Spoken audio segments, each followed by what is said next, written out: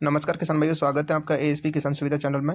किसान भाइयों, जो प्रधानमंत्री फसल बीमा योजना की जो अंतिम जो तारीख थी 31 दिसंबर, उसको बढ़ाकर अभी 15 जनवरी कर दिया है। तो कोई भी किसान भाई जो हमारा फसल बीमा करवाने से वंचित रह गया था, कोई भी जो ऋणी कृषक है उसने अपनी फसलों का बीमा नहीं करवाया, वो अपने नज़दीकी बैंक से जाकर अपनी फसलों का बीमा करवा लें। 15 जनवरी के बाद में आपको अंतिम मौका नहीं दिया जाएगा। ये आपको अंतिम मौका मिला है, इसलिए आप समय रहते हुए अपनी फसलों का बीमा करवा लें। क्योंकि किसान भाइयों, जो प्रथम जो डेट थी उसको 31 दिसंबर थी। 31 दिसंबर के बाद में उसका 2 दिन और बढ़ा दिया गया था गैर ऋणी कृषकों के लिए।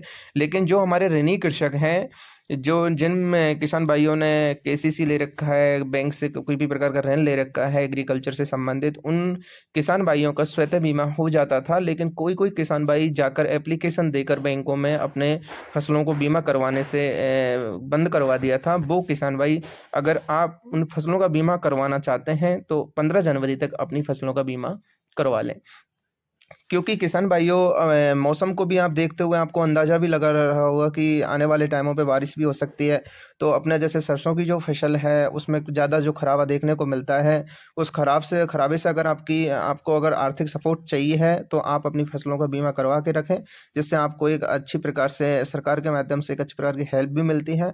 और जोखिम की बात करें तो खड़ी फसल में बुवाई से लेकर कटाई तक कोई भी प्रकार की जैसे सूखा पड़ जाता है, लंबा सूखा अवधि हो जाती है जिसमें आपकी उपज कम बैठती है, कोई भी प्रकार जैसे बाढ़ आ जाती है या गहरी बारिश, बेमौसम बारिश होकर ज़्यादा जल प्लावन हो जाता है, कोई भी कीट व्याधि भूस्खलन हो जाती है, बिजली गिरने की समस्या से आपकी अगर फसल चौपट हो गई हो, या फिर कोई प्राकृतिक आग लग जाने से भी आपकी फसल चौपट हो गई हो, तो कोई भी प्रकार का जैसे तूफान है, ओलावृष्टि है, चक्रवात है आदि से अगर आपकी फसल की उपज में कमी देखने को मिलती है और आपको नुकसान होता है, तो उसमें जो सरकार का जो आपको जो बीमा देने का जो प्रोसेस है, वो जो राजस्व रिकॉर्ड के हिसाब से जो फसल कटाई प्रयोग आते हैं उनसे जो प्राप्त जो सरकार को जो उनसे जो आंकड़े प्राप्त होते हैं उसके आधार पर आपको फसल कटाई के प्रयोग के आधार पर आपको उपज की आकलन करके आपको बीमा दिया जाता है। आपको जो भी अगर आपका कम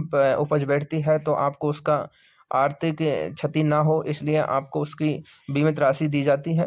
और अगर आपने फसल कटाई कर लिया है और 14 दिनों तक आपने अगर अपनी फसल को सुखाने के लिए अपने खेतों में डाल रखा है, और उसके बावजूद अगर कोई बेमौसम बारिश, चक्रवात या चक्रवाती वर्षा, ओलावृष्टि से आपकी फसल में क्षति देखने को मिलती है, तो उसका व्यक्तिगत बीमा भी आपको आपकी जो फसल का जो बीमित राशि है उसको व्यक्तिगत आधार पर भी आपको बीमा के रूप में दिया जाता है। इसलिए किसान भाइयों, आप अभी 15 जनवरी तक जो हमारे ऋणी कृषक हैं वो अपनी फसलों का बीमा करवा लें। उसके बाद में आपको अंतिम मौका नहीं दिया जाएगा।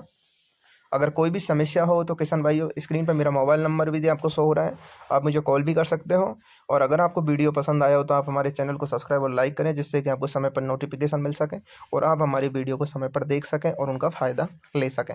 नेक्स्ट वीडियो में हम नेक्स्ट वीडियो के साथ आपसे वापस मिलेंगे। जब तक के लिए जय हिंद, जय भारत।